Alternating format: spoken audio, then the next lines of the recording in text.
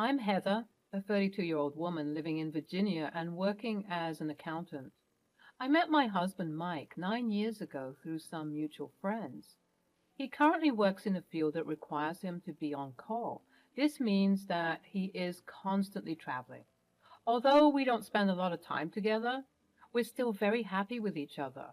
Mike always makes sure to get me something when he comes back from one of his business trips, and I always make sure we have reservations at a nice restaurant for a date. It has been tough, but it has all felt worth it. Never in any relationship had I felt so safe and loved. I guess you could compare our relationship to those that you see in the movies. We were madly and deeply in love with each other. We always had each other's backs. My problems were his and vice versa, which is why this incident confused and hurt me to such a large extent. It all started 2 weeks ago. My husband Mike was called on duty again. He would need to spend 6 days in the next city. It was a good 10-hour drive from our place. I was a little sad because Mike had only just come back home 5 days ago from a week-long business trip, and he was going back again. Sensing my upset mood, Mike came over to me and wrapped me in a tight and comforting hug. "I can't believe you're leaving again so soon, Mike. It feels like we just had you back home." "I know, babe. I hate being away from you too, but duty calls and I have to go. It's part of the job." "I understand that, baby, but it's been so hard lately. You're always on these trips and I miss you so much. I need you here with me." "I miss you too, darling. Believe me. I wish I could be here more often, but you know how demanding my work can be. It's not easy for me either." "I just worry about you. These trips, the long hours, the stress, it's taking a toll on you, and I can't help but feel like I'm being left behind." "My love, you are never left behind. You're always in my thoughts, no matter where I am. I love you, and I'll always come back to you. You're my anchor, my home." "I love you too, sweetheart. But sometimes I need more than just words. I need your presence, your support. I need to know that I'm a priority in your life." "You are a priority, I promise. When I come back, I'll make it up to you. We'll have quality time together, just the two of us. We'll reconnect and make sure our bond stays strong." "I hope so, because right now, it feels like I'm fading into the background. I need to feel loved and cared for, not just when you're physically here, but every day." "You'll always be loved. I'll work on finding a better balance, I promise. We'll figure this out together, and I'll do whatever it takes to make you happy." "Thank you. That's all I ask for, your love, your presence, and our happiness. Let's make it happen, no matter the distance between us." "We will. I'm here for you, always." Feeling a little better, I helped Mike pack and kissed him goodbye. I then crawled into bed and fell asleep, feeling just a little under the weather. I just chalked it up to tiredness from work and being upset at Mike's leaving. The next day I woke up with a couple of sniffles and a slightly itchy throat, so I took all the medication I needed to take to prevent it, along with some good home remedies to patch me up. I went to work and came back home feeling much worse. I literally passed out on my bed. When I finally regained consciousness, I realized that something was seriously wrong. My body felt heavy, as if weighed down by an invisible force. Every movement was a Herculean effort, and a dull ache pulsed through my entire being. It was as if the energy within me had been drained, leaving behind a hollow shell. The sniffles and itchy throat from the previous day had transformed into a full-blown assault on my respiratory system. Each breath was a struggle, accompanied by wheezing and a persistent cough that racked my weakened frame.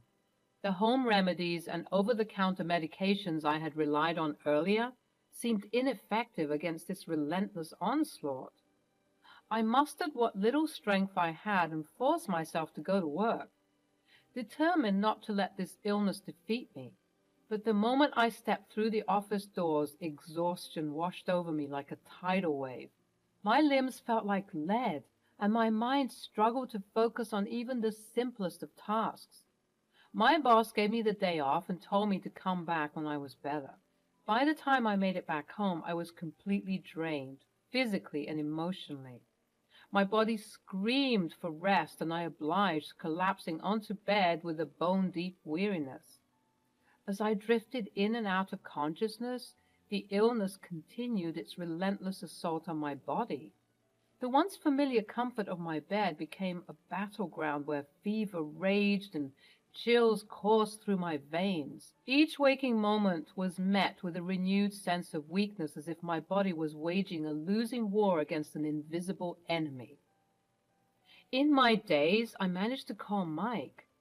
I needed him by my side right now because there was no way I was going to be able to take care of myself. I felt way too weak to even get up. Mike, I can't do this alone. I'm so sick. I need you here with me. Please just come back home. I can't take care of myself right now. Babe, I wish I could, but I can't leave work right now. You know how demanding my job is, and they need me here. I'm sorry, but I can't come back. Can't you see how much I need you? This isn't just some minor illness. I'm scared, Mike. I feel weak. And I don't know what's happening to me. How can you prioritize work over your own wife's well-being? It's not about prioritizing work over you. It's about fulfilling my responsibilities. I have deadlines, meetings, and commitments that I can't just walk away from.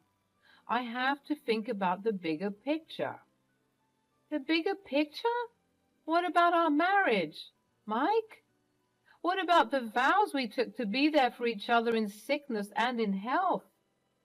This is when I need you the most, and you're choosing work over me? I'm not choosing work over you. I'm trying to balance everything. I can't just abandon my job whenever something comes up. You have to understand that. Understand?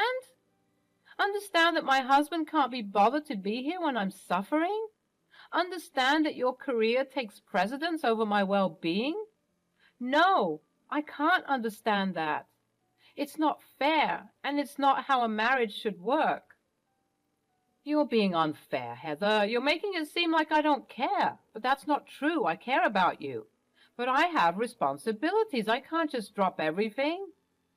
Well, it's clear where your priorities lie. I needed you, and you let me down. I hope you never have to feel as abandoned and betrayed as I do right now. Goodbye, Mike. Baby, please. Feeling utterly betrayed, I hung up the phone, tears streaming down my face. It was as if our once unbreakable bond had been shattered into irreparable fragments. I couldn't fathom how the person I loved and trusted the most could turn his back on me in my time of need. This belief washed over me as if I couldn't comprehend the reality of his response. How could the man I loved and trusted turn his back on me in such a vulnerable moment? Anger surged through my veins, fueled by the injustice of it all. How dare he prioritize his own health and fears over my well-being? The very foundation of our relationship seemed to crumble beneath me, and I struggled to make sense of his actions. Confusion clouded my mind as I grappled with conflicting thoughts. I questioned the depth of Mike's love for me, wondering if his concern for his own well-being overshadowed his commitment to our partnership. Doubt seeped into my heart, eroding the trust that had once been the bedrock of our relationship. In my desperation, I reached out to my best friend, Emma. She had always been there for me, a constant source of support and love. Through choked sobs, I explained the situation to her, pouring out my frustration and hurt. Without hesitation, she reassured me that she would be by my side, taking care of me in Mike's absence. Emma went above and beyond to take care of me. She made sure I had everything I needed, from preparing meals to getting my medications. Her dedication to my well-being was unwavering, but her care went beyond just the physical stuff. Emma was there to listen and provide emotional support. She was my sounding board, lending a sympathetic ear as I vented my frustrations. Her presence alone brought me comfort and reassurance. She also boosted my spirits with her humor and laughter, reminding me that joy still existed despite my struggles. Emma's unwavering belief in my strength and resilience gave me the confidence to face whatever challenges came my way. I tried to let go of the hurt I felt and tried to instead focus on recovering. 2 days later, I was only getting worse. Emma ended up taking me to the ER and I got admitted into the hospital. After running extensive tests on me for hours, the doctor told me that my sickness was not just a regular flu, but rather a much more debilitating respiratory illness that required immediate attention. The doctor also informed me that my emergency contact, my husband, Mike, was called, but he did not pick up. As I lay in the hospital bed, my body weak and my spirit shattered, a mix of emotions swirled within me. The pain from my illness had intensified, and I couldn't help but feel a deep sense of disappointment and abandonment. How could Mike, my supposed life partner, fail to answer the call when I needed him the most? I yearned for the comfort and support that only a spouse could provide, but Mike was nowhere to be found. Anger simmered beneath the surface, fueled by the overwhelming sense of betrayal. How could he turn a blind eye to my distress? The person I had trusted with my life had abandoned me in my darkest hour. It was a betrayal that cut deep, leaving me questioning the foundation of our relationship. Confusion also clouded my thoughts. I couldn't comprehend how someone who had once shown such love and dedication could become so callous. It seemed incomprehensible that the person I had built a life with could turn his back on me when I needed him the most. But amidst the anger and confusion, there was also a deep sense of sadness. A profound disappointment washed over me as I realized that the person I had once relied on for strength and support had let me down. The loss of trust and the shattered illusions of our perfect love story weighed heavily on my heart. Emma walked into my room, which pulled me out of my thoughts. She looked confused and dazed. Worried, I asked her what was wrong. Emma told me that she had seen my husband, Mike, in the hospital. For a second, all the negative thoughts in my head vanished and my heart immediately felt lighter. However, the look on Emma's face made my stomach drop. Well, where is Mike? About that. He seemed in a rush and went in the opposite direction. What do you mean? Where did he go? I asked the receptionist, and he told me that Mike went to the maternity ward. His girlfriend just went into labor. His girlfriend? But he's married to me. How is that even possible? I don't know, Heather. It doesn't make any sense. I'm sorry. I didn't mean to upset you further. No, it's not your fault, Em. It's just I never expected this. How could he betray me like this? I wish I had more answers for you. I can't even imagine what you're going through right now, but please know that I'm here for you no matter what. Thank you. Your support means the world to me. I just need some time to process all of this. I felt a mix of rage and hurt, a potent cocktail of emotions that threatened to consume me. How could Mike have deceived me for so long? How could he have carried on a secret affair while I lay in that hospital bed fighting for my health and hoping for his support? The betrayal was like a betrayal on top of a betrayal, leaving me feeling like a fool for not seeing the signs earlier. Grief washed over me, mourning the loss of the marriage I had once cherished. The pain of betrayal cut deep, leaving scars that would take time to heal. At that moment, the rose-colored glasses shattered, revealing the harsh reality of my crumbling marriage. The trust I had placed in Mike had been shattered. replaced by a sense of profound disappointment. The realization that our love story had been tarnished by infidelity tore at the fabric of my being. As I pieced together the puzzle of his absences and the lies, anger and sadness mingled within me. I was enraged by his deceit, but I also mourned the loss of the life I thought we had built together. The dreams we had shared, the promises we had made, they all seemed like distant echoes of a time when love and loyalty still held. But amidst the pain and devastation, a newfound determination emerged. I refused to be a victim of Mike's infidelity. The fire of revenge burned brighter within me, fueling my resolve to reclaim my power and find a way to rebuild my life without him. I would not allow his betrayal to define me. With each passing moment, the pieces fell into place, forming a clearer picture of the reality I had been living in. And as painful as it was to acknowledge, it also ignited a spark of strength within me. I was no longer the naive woman who had blindly trusted her husband's excuses. I was a survivor, ready to embark on a journey of self-discovery and retribution. As I lay in that hospital bed, nursing my broken heart and battered body, a plan began to take shape within the recesses of my mind. The pain and betrayal I had endured at the hands of my husband, Mike, ignited a fire of vengeance that burned brighter with each passing moment. With a newfound determination, I resolved to turn the tables on him, to make him feel the same pain and betrayal that had consumed me.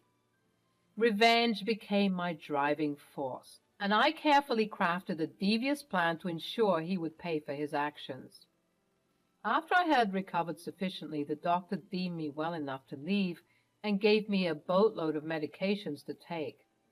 In the days that I had been in the hospital, not once had Mike, the supposed love of my life, called me. The rage in me only continued to burn brighter. My mind reeled with all the possible ways I could exact revenge on him. Thoughts of revenge drove me to recover faster. Once out of the hospital, Emma continued to stay with me. She was there not only to look after my physical health, but to also support me mentally and emotionally. She was just as eager to get revenge on Mike as I was. Together, we brainstormed plans for revenge. Eventually, we settled on one. Step one was collecting evidence of Mike's affair and compiling it into one folder. Given Mike's frequent work trips, I thought it would be harder to find any evidence, but I was easily disproved. A quick look into his bank records showed me just enough evidence. The affair had been going on for years. How had I been so naive? Why haven't I ever questioned it? Why wasn't it a red flag for me when Mike would habitually evade all questions regarding his business trips? I also looked into his iCloud and found an entire folder dedicated to his affair partner. I opened it only to find out that his affair partner was his secretary. Everything I was finding out felt like punch after another punch in the gut. I wanted to throw up with every new piece of information, but I knew I needed to remain strong and follow through with the plan. Step 2 was filing the divorce papers and moving out. Emma offered me her place to stay. She was set to move to another state in a couple of weeks thanks to a promotion at work. She reasoned with me by telling me she needed a roommate anyway. I moved everything that belonged to me out of the house along with the things that I had paid more for. You see, Mike made half of my salary, so we proportionally paid for things together. So unless there was something that he had fully and completely bought, I took everything else. Never have I ever been so grateful to have kept our finances separate. I got in touch with a good divorce lawyer that wrote up a pretty ironclad agreement demanding alimony from Mike on account of his adultery and negligence. Step 3 was waiting for Mike to get back and be greeted by an empty house and divorce papers. This happened 2 days later. He spammed my phone with calls and texts, anxious about my whereabouts. I was tempted to answer because he seemed so genuine and desperate, but Emma stopped me. He keeps calling and texting me. He sounds so desperate, like he genuinely wants to talk. Maybe I should answer. Heather, I understand that it's difficult, but remember why we're doing this. He hurt you deeply, and this is your chance to regain control. Don't let him manipulate your emotions. What if he wants to fix things? You deserve better than someone who betrayed you.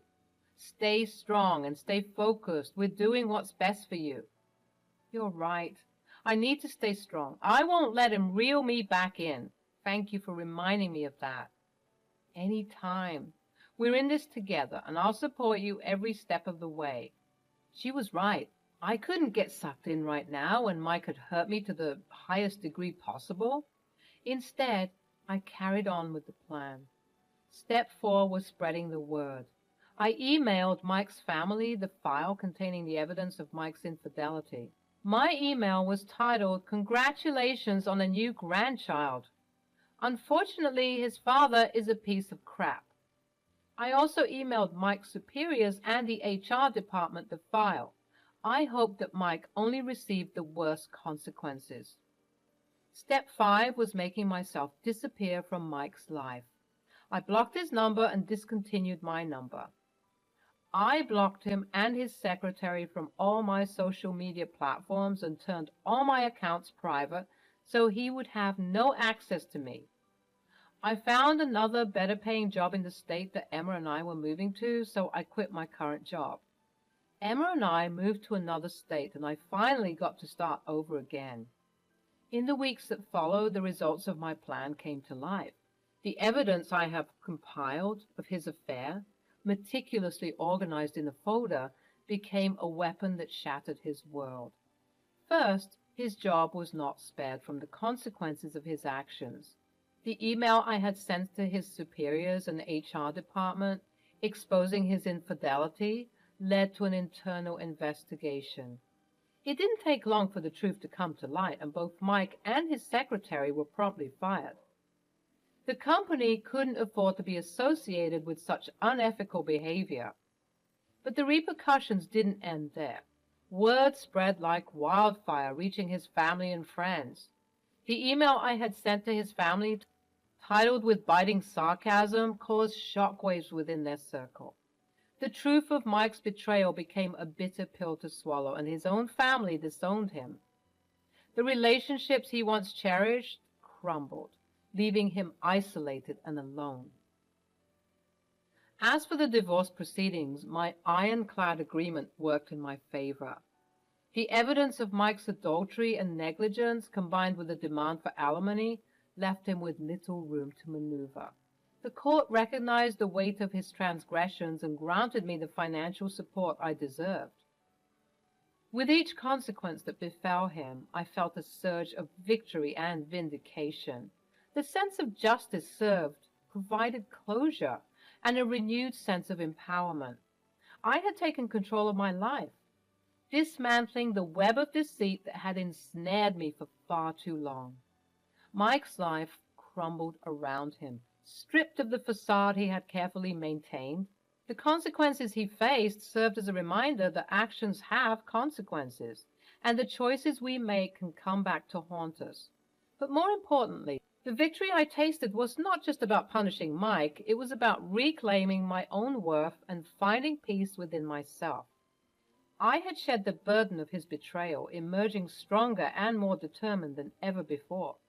The sense of triumph I felt was not rooted in revenge alone, but in the rediscovery of my resilience and the rebuilding of my life on my own terms. In the end, I stood tall, a survivor of heartbreak and betrayal, ready to embrace the future with newfound strength and an unwavering belief in my own worth. The journey had been arduous, but the victory was sweet, reminding me that I was capable of overcoming even the darkest moments of my life.